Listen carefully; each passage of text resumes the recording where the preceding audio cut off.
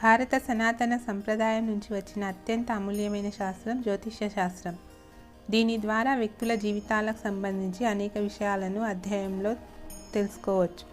అంతేకాకుండా జ్యోతిష్య శాస్త్రంలో మనిషికి సంబంధించిన ప్రతి సమస్యలకు పరిష్కారం లభిస్తుంది.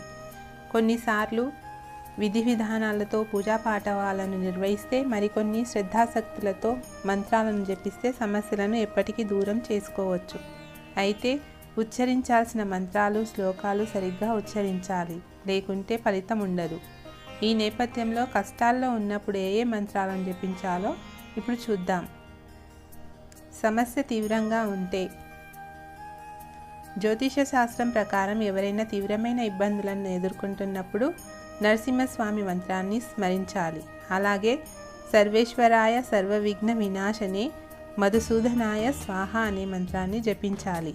దీంతో పాటు ఉగ్రం వీర మహావిష్ణుం జ్వలంతం సర్వతోముఖం నరసింహ భీషణ భద్రం మృత్యుం నమామ్యహం అనే మంత్రాన్ని చదవాలి. ఈ విధంగా చేయటం ద్వారా నరసింహస్వామి సంతోషిస్తాడని, ఆయన దయ ఎప్పుడూ తమపైన ఉంటుందని నమ్ముతారు. ఈ మంత్రంతో సమస్యలన్నీ దూరమవుతాయి. జీవితంలో సమస్యలు అధికంగా ఉన్నప్పుడు శ్రీకృష్ణుని స్మరణకు తెచ్చుకోవాలి.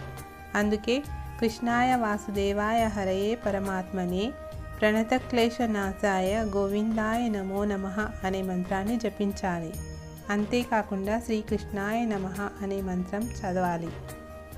ఈ 2 మంత్రాలు జపించడం వల్ల మాధవుడు సంతృప్తి చెందుతాడని నమ్ముతారు. ఇదే సమయంలో ఆయన అనుగ్రహం లభించి ఆ జాతకులకు కష్టాల నుంచి విముక్తి లభిస్తుంది. భూత ప్రేతాల నుంచి ఉపశమనం కోసం.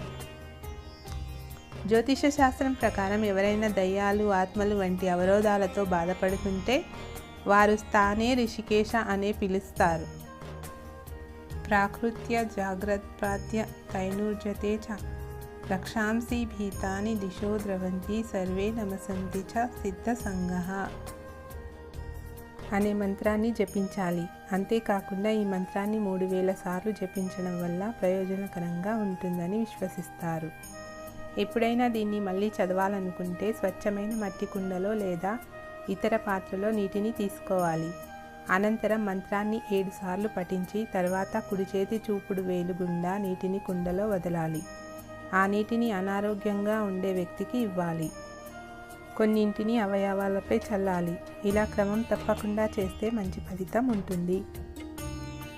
కోర్టు కేసుల్లో ఇబ్బంది పడుతుంటే జ్యోతిష శాస్త్రం ప్రకారం ఎవరైనా వ్యక్తులు కోర్టు కేసుల్లో ఇబ్బంది పడుతుంటే వారు క్రమం తప్పకుండా హనుమతే రుద్రాత్మకాయ హం ఫట్ అనే మంత్రాన్ని జపించాలి.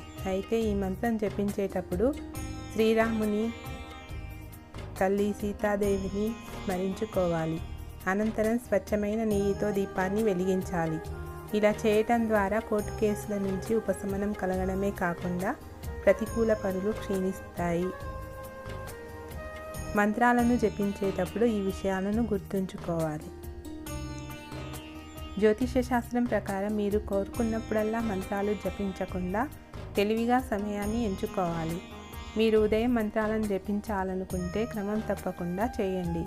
ఇది కాకుండా ఒక ప్రదేశంలోనే మంత్రాన్ని జపించాలి. క్రమం తప్పకుండా అక్కడ కూర్చొని చేయండి. ప్రారంభించే సమయం, స్థలాన్ని అనుసరించండి. అలాగే మంత్రం పఠించిన తర్వాత క్షమాపణ కోసం ప్రార్థన చేసేలా చూసుకోండి. మంత్రంలో ఏదైనా సందేహం ఉంటే వెంటనే తెలిసిన వారి వద్ద నుండి సమాచారం తీసుకోండి.